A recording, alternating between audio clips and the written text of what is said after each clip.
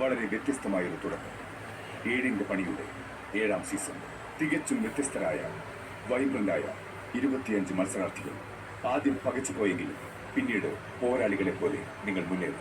ഈ യാത്രയിൽ ഹൃദയം വിങ്ങിപ്പൊട്ടിയ സന്ദർഭങ്ങളിൽ, ഒന്ന് മനസ്സ് തുറക്കാൻ തോന്നിയ നിമിഷങ്ങളിൽ, ഒറ്റപ്പെടലിൽ എല്ലാം ഒരു ആശ്രയമായും ആശ്വാസമായും, മറ്റു ചിലപ്പോൾ തമാശകൾ പറഞ്ഞ് ഒരു കളിക്കൂട്ടുകാരനായും, ചില സമയങ്ങളിൽ കർക്കശമായ ശാസനകളിലൂടെയും നിങ്ങളോടൊപ്പം ഒരു ശബ്ദ സാന്നിധ്യമായി ഞാനും ഉണ്ടായിരുന്നു.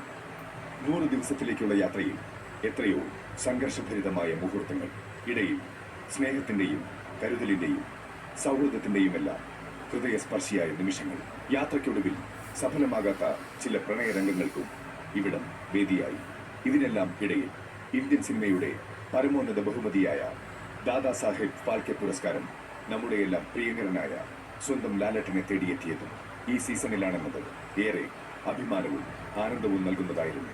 ശ്രീ മോഹൻലാൽ കഴിഞ്ഞ 6 സീസണുകളിലെ പോലെ ഒരുപക്ഷെ അതിലും ഉപരിയായി ഓരോ വീക്കെൻഡിലും മത്സരാർത്ഥികളെ പ്രോത്സാഹിപ്പിക്കാനും സ്നേഹശാസനകളും മാർഗനിർദ്ദേശങ്ങളും നൽകാനായി വന്ന് ഈ ഷോയുടെ നെടും തുണായി മാറിയ താങ്കളോടുള്ള ഹൃദയം നിറഞ്ഞ നന്ദിയും കടപ്പാടും പ്രത്യേകം അറിയിക്കുന്നു.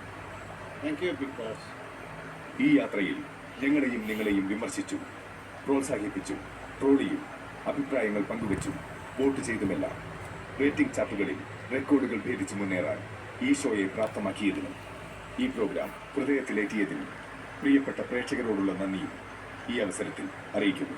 ഇനി ഈ വീട്ടിലേക്കൊരു തിരിച്ചുവരവില്ല. വിട പറയുന്ന ഈ വേളയിൽ സമ്മിശ്ര വികാരങ്ങൾ ഇഴചേർന്ന ഓരോ നിമിഷങ്ങളിലും നിങ്ങളുടെ കൂടെ ഉണ്ടായിരുന്ന, മുഴുവൻ സമയവും നിങ്ങളെ കണ്ടുകൊണ്ടും കേട്ടുകൊണ്ടുമിരുന്ന, നിങ്ങളുടെ സ്വന്തമായി മാറിയ ഈ ശബ്ദവും ഇപ്പോൾ നിങ്ങളോട് വിട പറയുകയാണ്. ഇത് നിങ്ങളുടെ ബിഗ് ബോസ്.